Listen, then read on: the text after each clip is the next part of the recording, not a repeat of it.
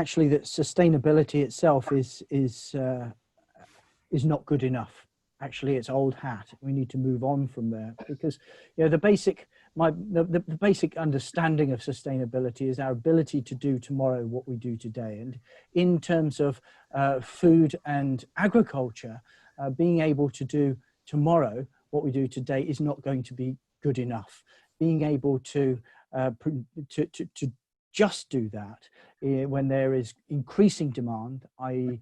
billions more people in a resource shrinking world, simply doesn't add up as a maths equation system, which instead of holding the line, holding the level of an already diminished food system, we need a regenerative system, which is putting back, building soil fertility, bringing back pollinators, preserving water and wildlife, and enabling us to produce more in the future in ways which are genuinely in harmony with nature and protecting our very life support system. I am really trying to avoid using the sustainability word. The only sustainable farming I've seen has been, highly integrated small-scale agriculture in Uganda.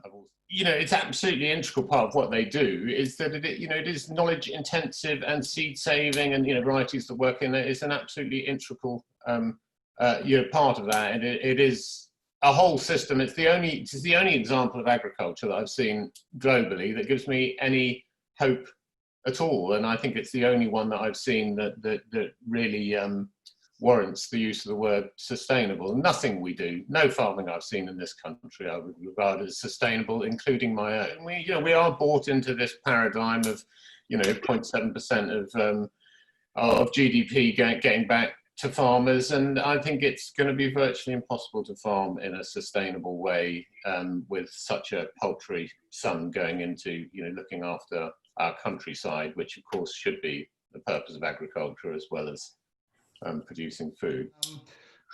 The problem with the sustainability thing is so many people, so many things have been gathered together under that umbrella name. And I just want, in answer to your point, Pat, about limits and boundaries, it's just to draw two things out. One is, in terms of plant breeding and using GM, the only approach to plant breeding that actually does set a limit is biodynamic stroke organic plant breeding. There's clearly the definition and the terms of those approach set out that breaking species barriers by going into the plant below the level of the cell is completely out. So they have defined and set a scope and a boundary. That clearly means that techniques that go into below the cell level are completely out. So any benefits from that are missed out by biodynamic plant breeders. So there needs to be a whole flow, and there is developed a whole flow, a supply chain using those plants and retailing those plants that flow from that. And so if we want to look at alternatives and developing alternatives in this world that moves on to something else, then we have to look at the consequences and the logic and the coherence of that kind of supply chain through making technological choices. The other technological choice we need to consider, which is very confused, is the use of this word agroecology. Agroecology is defined by some of the early pioneers. Miguel Altieri, for example, in South America, sees agroecology as a socio-economic movement. It deals with food sovereignty and rights and so on. The use of the term agroecology in the UK and in many parts of Europe is not that. It's a menu of agronomic techniques.